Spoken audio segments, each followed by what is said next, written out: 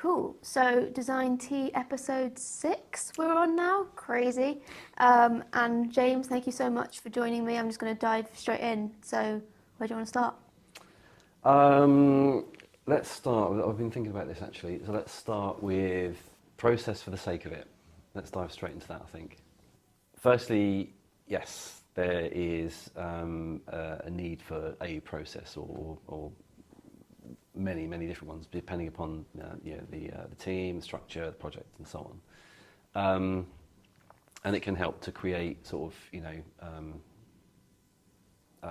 help with team changes as well, right? So they know exactly what's going to happen and so on. But I think if you become too much of a slave to the process, then that can impede your. This is speaking from personal experience. Creativity or how you get to the result. Yeah, I agree. I think there's times where process can be really beneficial in terms of giving consistency, making sure there's repeatability in what you're doing, there's consistency in different parts of an organisation, within different teams, etc. I think they can be quite useful to have kind of frameworks, processes and that kind of stuff for more junior designers as well, as they're kind of learning the ropes and they've kind of got a bit more kind of scaffolding. But I think when you get to a certain point, what you find with kind of more senior designers is they can follow a process if they need to follow a process, but the best ones know when to follow a process and when it makes sense to break the process and how they bring people along with them, and they can help kind of tell the right story to guide people through the process to your point that they think is most fitting for what they need to actually achieve for the kind of user outcomes, the business outcomes and everything else. Yeah, absolutely. It's by no means a complete dead duck. It's like, yeah, there's absolute value to it.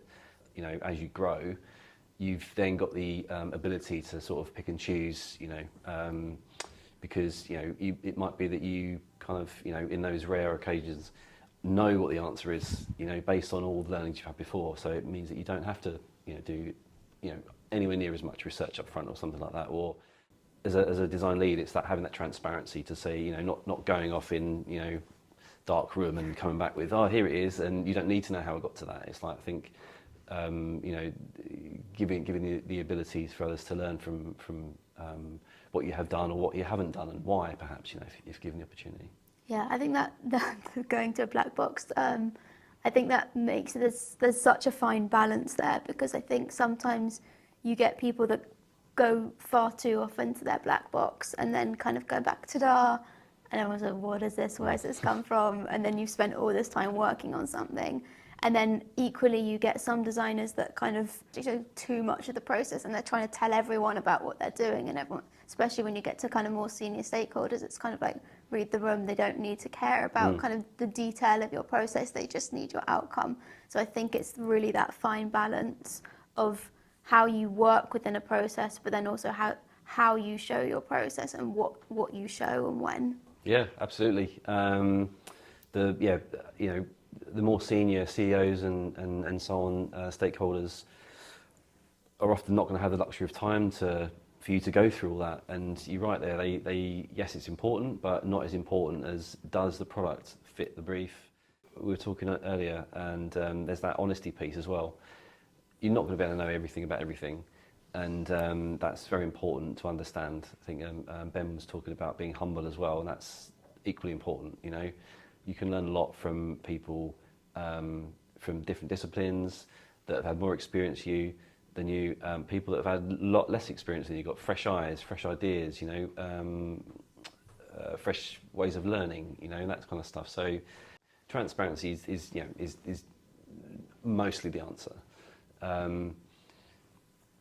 Having an understanding of like what yes, you're going to get this for your money, but ultimately this is the team you need, this is why you need them, and this is what we can do for you, or with you even, collaboration piece included.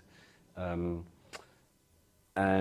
the byproduct, if you will, is all the lead up work, revisions and so on. And yes, you can have that, and let it collect on that virtual shelf and get dusty and whatnot.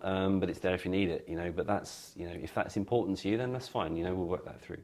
it's transparency, it's planning, and then it's like communication. So kind of what you were saying before with the others is like, it's that kind of kick-off up front, so you're setting expectations really early, and then you've got small moments along the way where you show that you're delivering to those expectations. So it's not this big like wait till the end, but you've got, here's what we're going to be doing, we're going to be showing you our progress along the way, so that when we get to the end, you're already bought in, and so hopefully any of concerns can just be squashed a little bit more. Yeah, so a terrific example of how process is important.